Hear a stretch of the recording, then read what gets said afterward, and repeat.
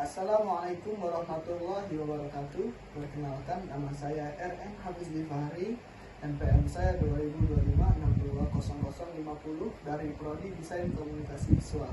Perkenalkan, nama saya NPM Beralfadi.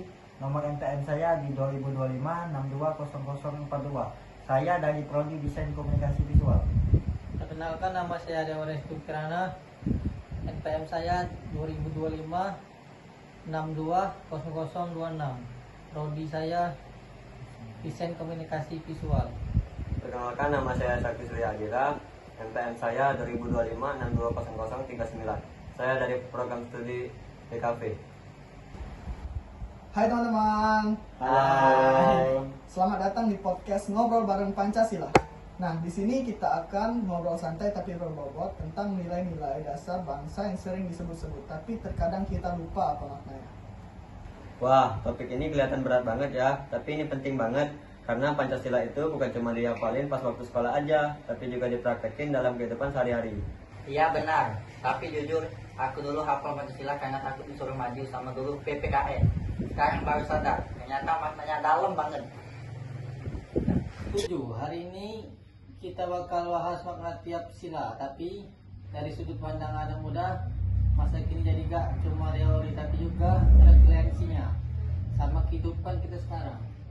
Nah, sebelum bahas silanya satu-satu, aku mau nanya dulu nih ke kalian. Kenapa sih Pancasila masih relevan buat kita sekarang? Menurut aku nih, karena Pancasila itu dasar negara, semacam kompas moral dan sosial. Di tengah perbedaan waktu, suku, agama, dan budaya. Kalau nggak ada Pancasila, kita itu bisa gampang banget terpecah loh. Iya, benar banget Sakti. Bayangin aja kalau di media sosial orang debat terus, saling hujat tanpa nilai toleransi. Nah, Pancasila tuh kayak rem buat kita, biar gak kebablasan. Kalau kita asal ngomong itu gak bagus. Dan bukan cuma buat bangsa, tapi juga buat diri sendiri. Nilai-nilai Pancasila diterapkan dalam kehidupan pribadi. Misalnya sila pertama, keimanan, sila kedua, kemanusiaan, dan seterusnya. Itu semua mengajarin kita buat jadi manusia yang beradab dan saling menghargai. Oke, sekarang kita bahas satu persatu ya. Tapi versi santai. Sila pertama dulu, ketuhanan yang Maha Esa.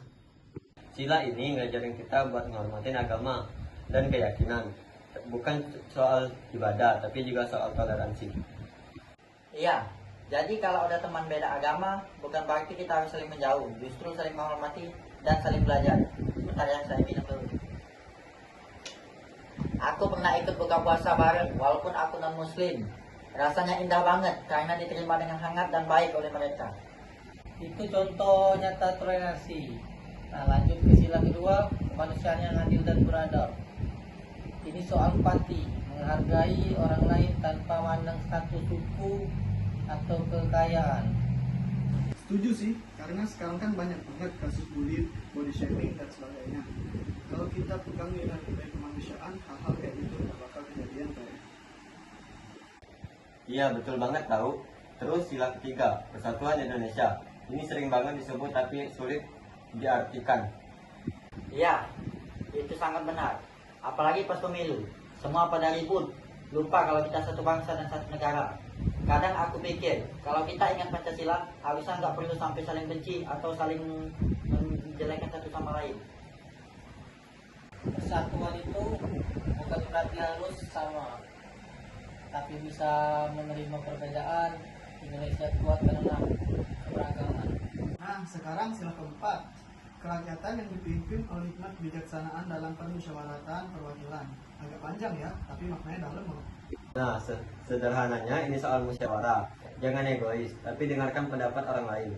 Cocok banget buat generasi kita saat ini, yang sering debat di media sosial seperti Instagram, TikTok, dan lain-lain.